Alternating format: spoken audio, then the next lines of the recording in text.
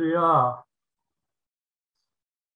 주님의 이름으로 인사를 드립니다. 원인규 선교사입니다.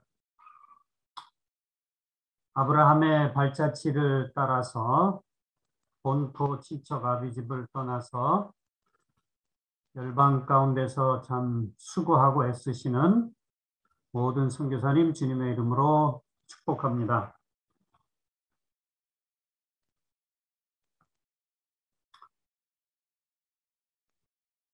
카이로스는 하나님의 계획과 목적을 창세기서부터 계시록까지 세상 끝날까지 9번의 레슨을 통해서 함께 참여하면서 배우는 코스입니다. 신약 성경은 저희들이 아는 대로 헬라어로 쓰여졌습니다.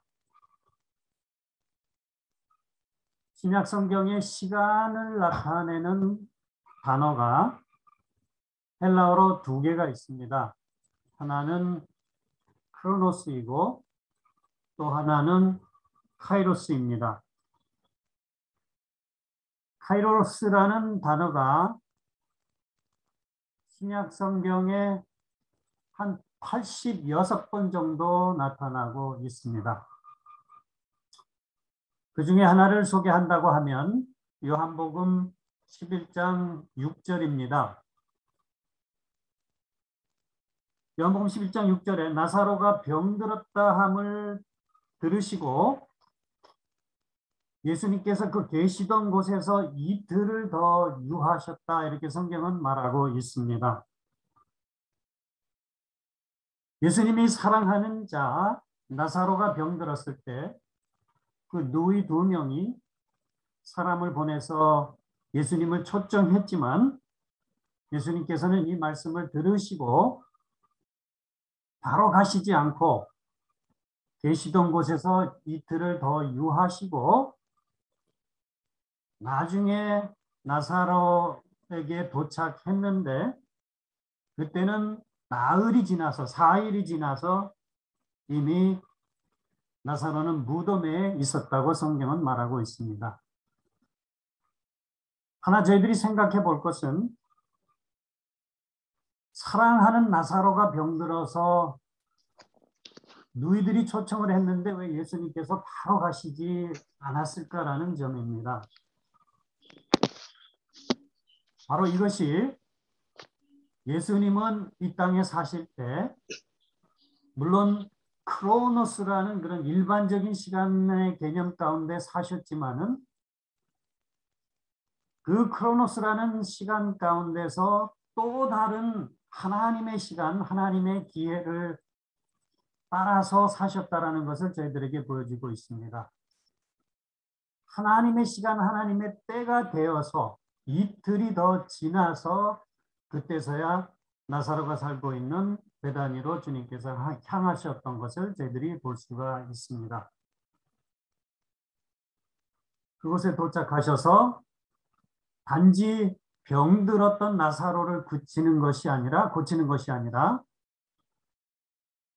죽어서 무덤에 있던 나사로를 다시 살리는 하나님의 더 큰 역사가 일어나면서 하나님께서 큰 영광을 받으신 것입니다. 예수님께서 이렇게 카이로스의 시간을 따라서 사셨던 본을 보여주시면서 이제 주님의 발자취를 따르는 저희들, 주님의 제자인 저희들도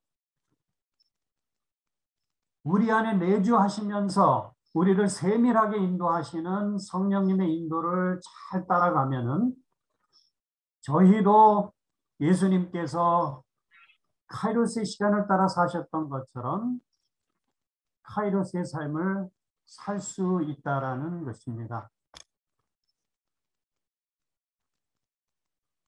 오늘 저희들이 본문으로 읽은 이사야서 56장 6절과 7절의 말씀, 이 말씀은 일찍이 하나님께서 이사야 선지자에게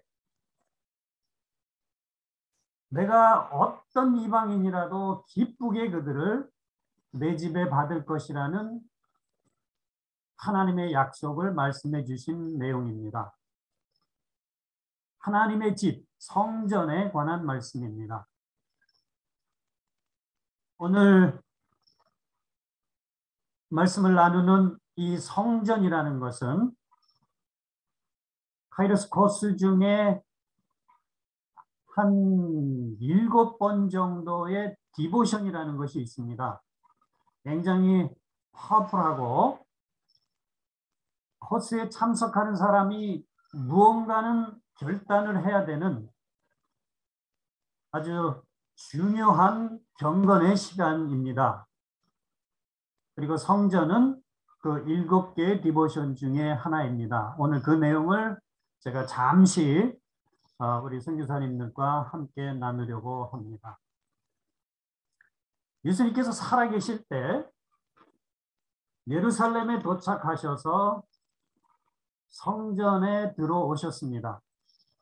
템플 코트에 들어오셔서 그곳에 있던 많은 사람들 중에 특별히 어떤 두 부류의 사람들을 예수님께서 보시고 몹시 예수님께서 화가 나셨습니다. 화가 너무 나신 주님께서 같은 성전 청결 사건을 다루고 있는 요한복음 2장을 보시게 되면 노끈으로 채찍을 만드셔서 그 채찍으로 예수님께서 보셨던 두 부류의 사람들을 채찍질 하시면서 내어 쫓으셨습니다. 그리고 그들이 사용하고 있던 상도 있었고 테이블도 있었고 의자들도 있었는데 그것들을 다 뒤집어 엎으시면서 예수님께서 몹시 노하셨다라는 것을 나타내셨습니다. 여기서 저희가 한 가지 더 한번 생각해 보면 좋겠습니다. 왜 예수님께서 이렇게 화가 나셨을까? 왜 예수님께서 그토록 몹시 노하셨을까라는 질문입니다. 이 질문에 대한 대답은 오늘 저희들이 본문으로 읽었던 이사야서 56장 특별히 7절에 있습니다. 예수님께서 보셨던 그 두 부류의 사람들을 내어 쫓으시면서 이렇게 말씀하셨습니다. 내 집은 만민의 기도하는 집이라 일컬음이 될 것입니다. 내 집은 만민이 기도하는 집이라 일컬음을 받을 것을 너희가 알지 못하느냐 이렇게 말씀하셨습니다. 예수님께서 임의로 자신의 말씀을 하신 것이 아니고 구약 성경을 인용하신 것입니다. 바로 이사야서 56장 7절의 인용입니다. 성경을 열심히 읽으셨던 주님께서 구약 성경에 이사야서 56장 7절을 인용하면서 또 구약 성경을 잘 읽었던 그들을 향해서 너희들이 하나님의 집은 하나님의 성전은 만민이 기도하는 집이라 일컬음이 될 것이라는 것을 잊지 못하였느냐 알지 못하였느냐 하면서 그들을 내어 쫓으셨던 것입니다. 하나님은 자신의 성전에 하나님의 집에 어떤 열방 사람이라도 어떤 이방인들이라도 기뻐 받으시기를 원하시고 계십니다. 이것이 하나님의 마음이시죠. 그럼에 보여지는 대로 어느 나라 사람들이든 피부색이 어떻든 그들의 문화가 어떻든 그들이 어느 곳에 살고 있든 하나님께서는 그들을 기쁘게 받으실 것을 약속해 주셨습니다. 성전은 3번에 걸쳐서 지어졌습니다. BC 966년에 첫 번째 성전이 솔로몬을 통해서 지어졌습니다. 그 뒤 350년에 느부갓네살에 의해서 첫 번째 성전이 무너지고 다시 BC 538년에 고레스 칙령과 함께 예루살렘으로 돌아오는 수룹바벨과 그를 따르는 자들이 다시 두 번째 성전을 세우게 됩니다. 그리고 BC 20년경에 유대인의 환심을 사려는 헤롯 대왕이 성전의 기초를 제외하고 거의 성전의 많은 부분을 다시 재건하게 됩니다.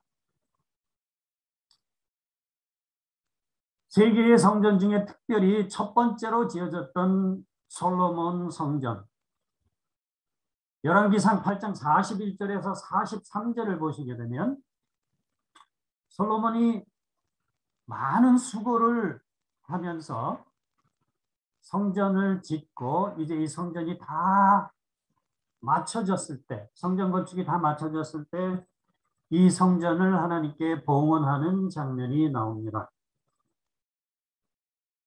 41절에서 43절을 보시면 성전 봉헌식을 하면서 기도하는 솔로몬의 기도가 나옵니다. 예루살렘에 모여든 수많은 사람 앞에서 솔로몬 왕이 두 손을 들고 하나님께 간절히 기도를 합니다. 하나님, 제가 지금 이스라엘에 속하지 않은 백성들을 위해서 기도합니다. 이스라엘 왕이지만 이스라엘에 속하지 않은 백성들을 위해서 기도합니다. 먼 지방에서 온 이방인들을 위해서 기도합니다.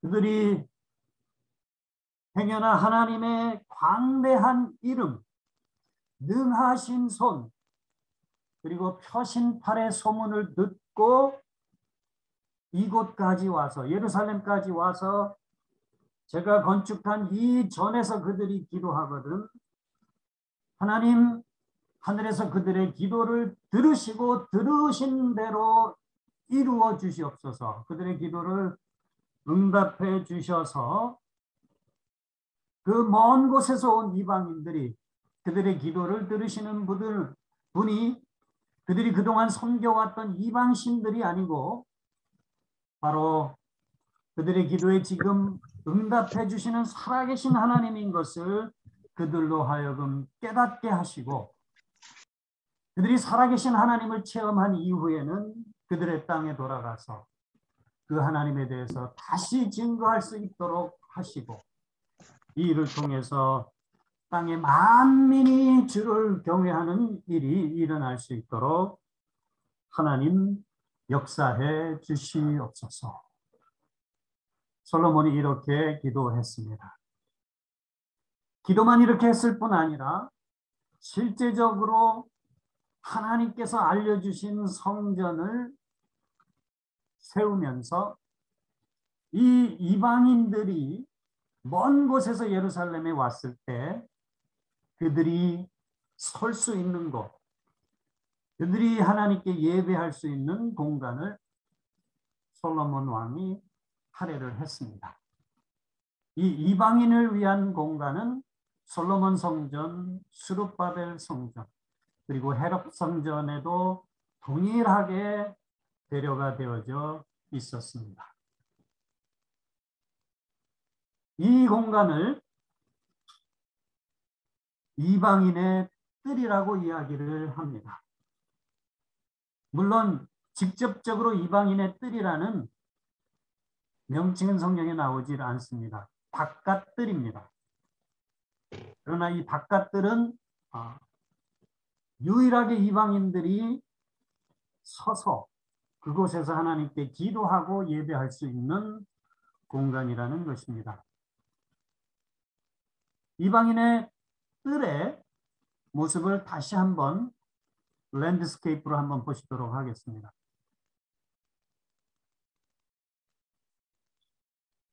실질적인 이방인의 뜰의 크기입니다. 7만 5천 명을 수용할 수 있다라고 합니다. 7만 5천 명이 수용되어지면 상암동 축구 경기장에 66,704명을 수용할 수 있습니다.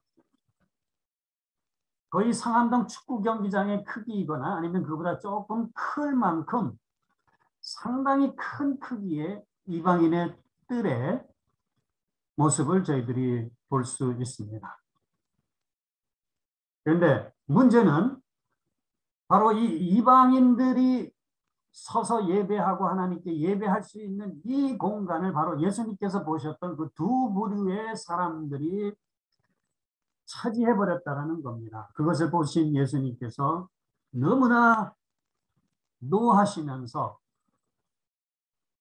그들을 내어 쫓고, 소와 비둘기와 양을 팔던 사람들을 내어 쫓고 성전세를 내기 위해서 자신들이 가지고 온 외국 통화를 이스라엘의 통화 세계화로 바꾸려는, 그들을 위해서 그 자리에 있었던 유익을 챙기려는 환전상들의 상과 의자를 뒤집어 엎으시면서 그들을 이 이방인의 뜰에서 내어 쫓으시면서 예수님께서 이방인의 뜰을 회복하셨다라는 것입니다.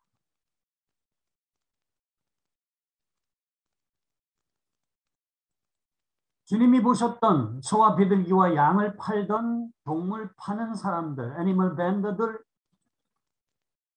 그리고 환차익을 챙기려 그곳에서 돈을 바꿔주던 환전상들, 어떤 사람들이었을까요?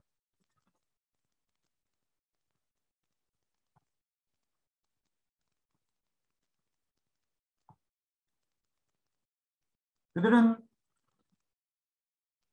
하나님의 마음을 모르는 채 이방인 이스라엘에 속하지 않았다 손치더라도 하나님이 받으실 수 있는, 얼마든지 받으실 수 있는 그 이방인들을 사랑하는 마음들이 없이 자신의 복에만 관심이 있었던 이기적인 사람들을 의미합니다. 더 많은 복을 누리기 위해서 이방인들을 위해서 예비된 복마저 빼앗아 버렸던 사람들입니다. 이방인에게 나아가야 할 제사장 나라의 사명이 이스라엘에게 주어졌죠. 출애굽기 19장 6절의 말씀입니다. 하나님께서 모세를 불러 올리셔서 시내 산으로 내가 지금 너에게 이르는 말을 잘 듣고 내려가서 이스라엘 백성들에게 전하라. 그들이 내 말을 잘 듣고 내 언약을 잘 따르면 그들은 내 소유가 되겠고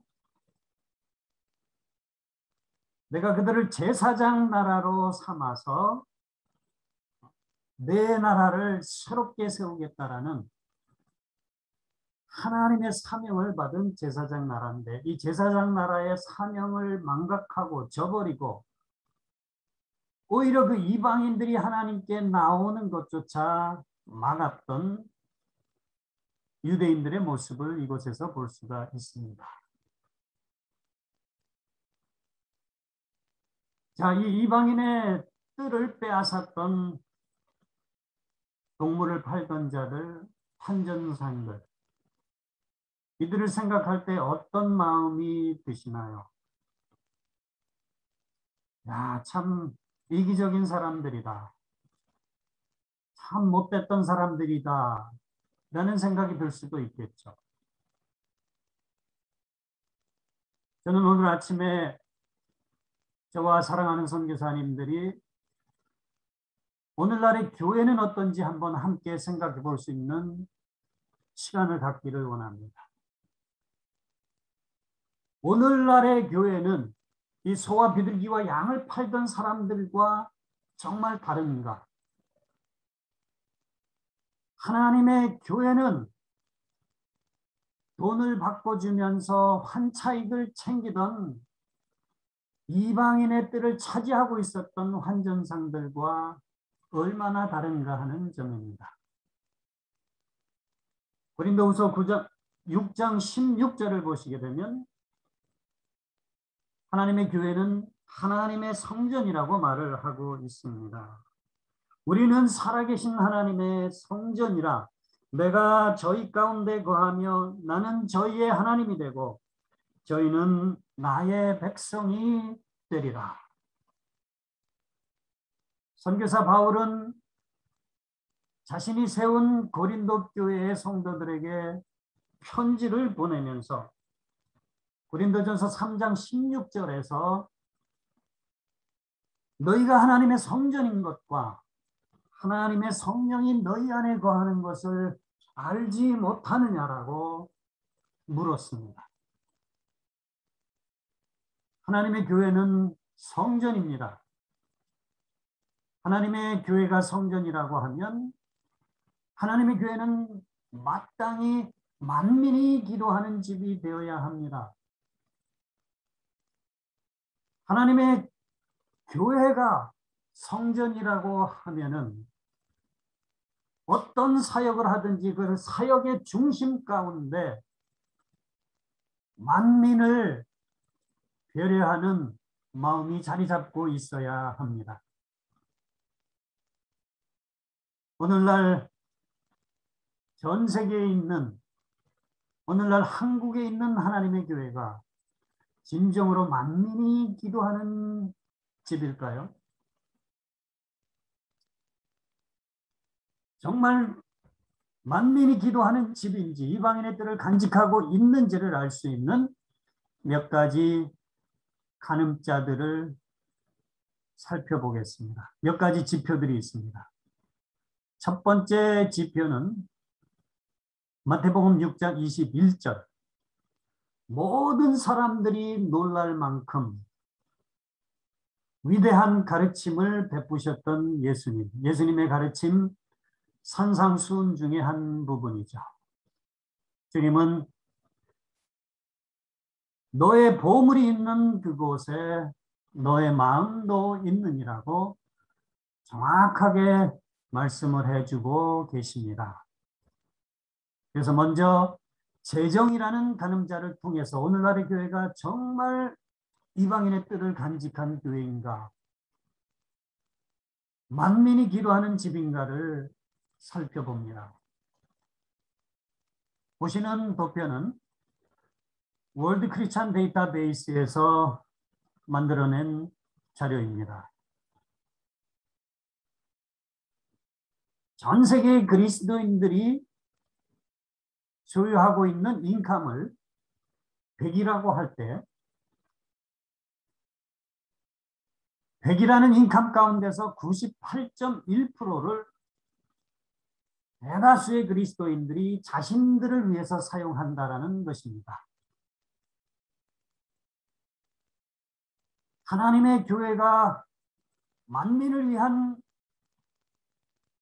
기도하는 집이 되도록 그들이 드리는 헌금은 1.9%밖에 되지 않는다는 놀라운 통계입니다.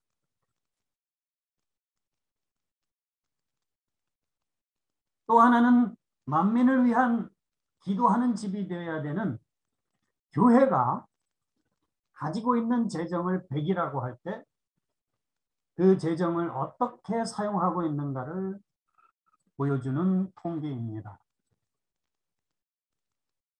86%의 교회 재정이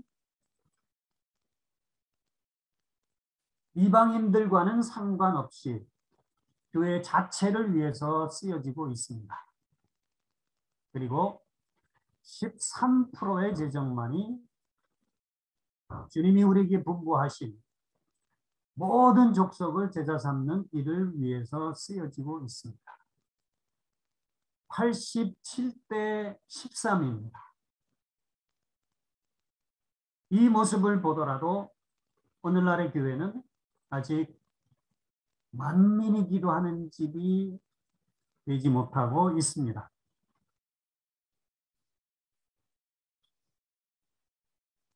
이 도표는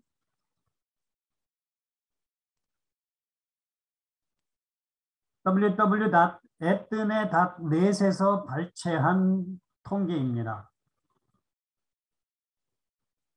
저와 여러분들, 하나님께서 아브라함의 발자취를 따르도록 본토와 친척 아비집을 떠나도록 하셨던 저와 여러분들이 생각해 보아야 될 부분입니다.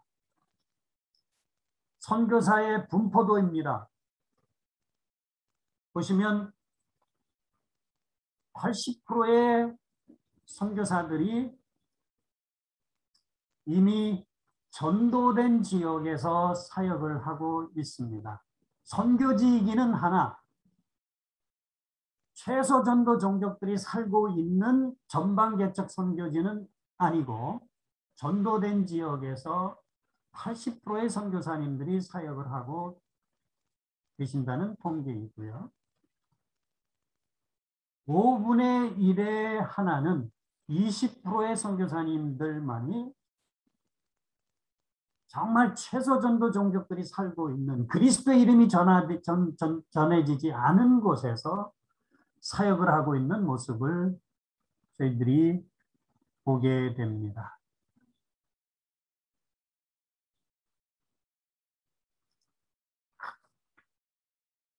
이 모습을 보더라도 우리는 다시 한번 하나님의 교회, 각각의 그리스도인들, 본토 친척 아비집을 떠났던 우리들까지도 아직은 온전히 우리들의 삶 가운데, 우리들의 마음 가운데 이방인의 뜻을 간직하고 있지 못하다는 사실입니다. 한 가지만 더 보도록 하겠습니다. 마지막 간음자입니다. 성경 번역이라는 간음자입니다. 전 세계에 6,909개의 언어가 존재한다고 합니다. 이 통계는 패트릭 존스턴의 오퍼레이션 월드 2010년 통계입니다. 6,909개의 언어가 이 땅에 존재하는데 그러면 그 6,909개의 언어 가운데 번역된 성경은 몇 권이나 되는가? 457개입니다. 10분의 1도 채 되지를 않습니다.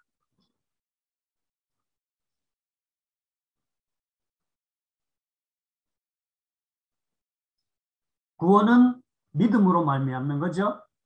믿음은 들음에서 나고 들음은 하나님의 말씀으로 인해서입니다. 자신들의 말로 남곳 방언으로 쓰여진 하나님의 말씀이 있을 때에만 그 말씀을 들을 수 있게 되고 알게 되고 그 말씀을 들음으로 말미암아 믿음이 생기고 믿음으로 말미암아 구원을 얻게 되는데 아직 6,909개의 언어 가운데서 쓰여진 하나님의 말씀은 457개밖에 되지 않는다는 사실입니다. 그런 반면에 영어 성경은 그 버전이 500가지 이상이 넘습니다. 말씀을 준비하면서 이 500가지의 그 버전을 한번 쭉 살펴봤습니다. 근데 놀라운 것은 이 500가지가 넘는 영어 버전 중에 여러분들 이런 버전도 있습니다. Woman's Bible. 이것은 페미니스트를 위한 성경입니다. 근데 Woman's Bible만 있는 것이 아니고 이런 성경도 있습니다. Genderless Bible, Genderless Bible. 자, 영어의 less라면은 없다라는 뜻이죠. Genderless. 이 성경을 보면은 젠더 자체를 알 수가 없습니다. Neutral Bible이라고 합니다. 이 성경이 어떻게 쓰여졌는가를 한번 봤습니다. 요한복음 3장 16절이 이렇게 쓰여졌습니다. For God so loved the world that He는 성별을 나타내지 않습니까? 하나님을 나타내는 He라는 것을 빼버리고 God이라는 단어로 대체했습니다. He gave His only begotten Son. 자, 이 문장에서만 성별이 두 개가 나옵니다. He gave. 여기서도 남성 명사인 것을 알 수가 있죠. only begotten son. 여기서도 성별이 나타납니다. 그러니까 이것조차 다 바꿔버렸습니다. his라는 단어 대신 God's only child라고 바꿔버렸습니다. 이 번역을 통해서는 하나님이 남성이신지 여성인지 알 수가 없습니다. 하나님의 독생자 예수 그리스도가 남자인지 여자인지 알 수가 없습니다. Whoever believes in him. 여기서의 힘도 또 다시 in that child, 그 아이를 믿는 자마다라고 바꿔버렸습니다. 이런 성경까지도 있습니다. 이미 복음을 들은 자들을 위해서는 점점 더 많은 번역본들이 생겨나고 있지만 아직도 누군가 가서 복음을 전해주지 않았기에 예수 그리스도의 복음이 어떤 것인지를 알지 못하는 열방에 살고 있는 최소 전도 종족을 위한 성경 번역은 너무나도 미미하다는 사실을 보면서 다시 한번 하나님의 교회는 아직도 만민을 위하는 만민이 기도하는 집이 되지 못한 것이 아닌가 생각을 해봅니다.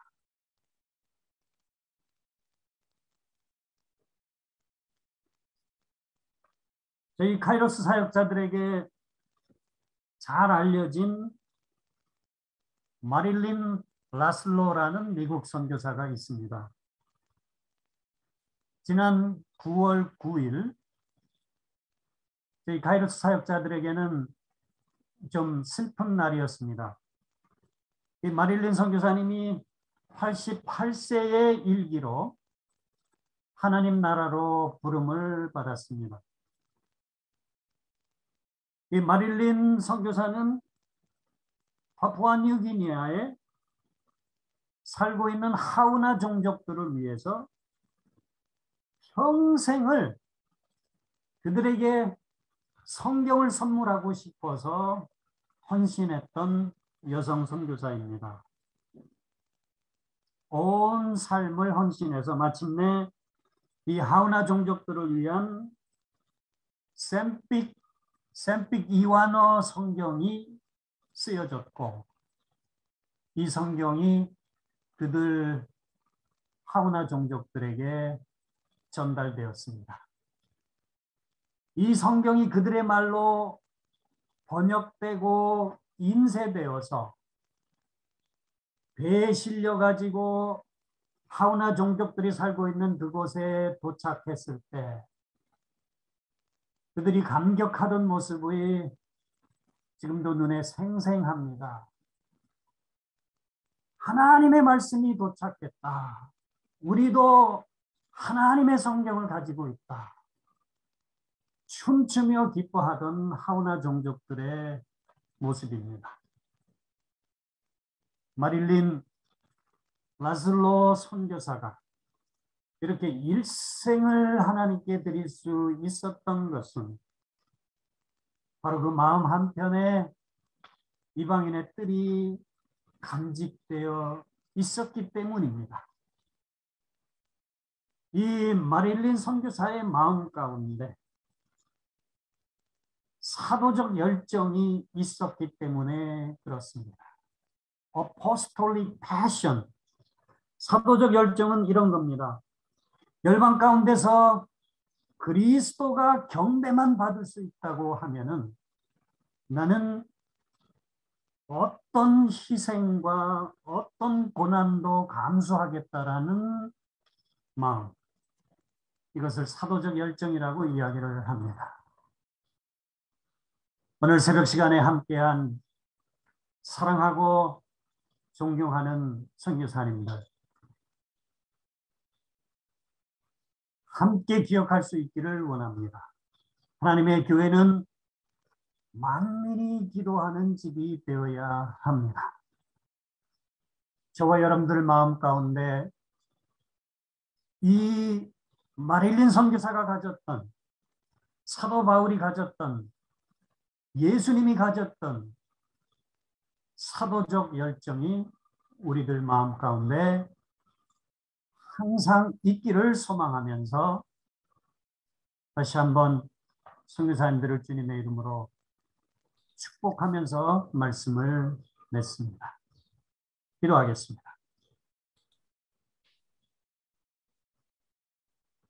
사랑의 주님, 감사합니다.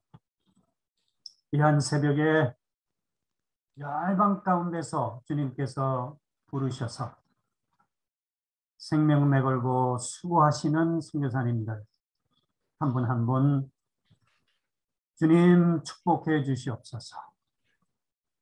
그래서 진정한 아브라함의 발자취를 따라가는 저희들이 될 수 있도록 주님 도와주시옵소서. 저희들의 마음 가운데 언제나 주님 오실 때까지 이방인의 뜻을 간직하는 저희들이 될 수 있도록 도와주시옵소서. 혹 저희들이 사역하는 교회나 한국교회, 또 열방 가운데 있는 하나님의 교회들이 진정으로 만민이 기도하는 집이 될 수 있도록 주님 도와주시옵소서. 예수님의 이름으로 기도드리옵나이다. 아멘. 아멘.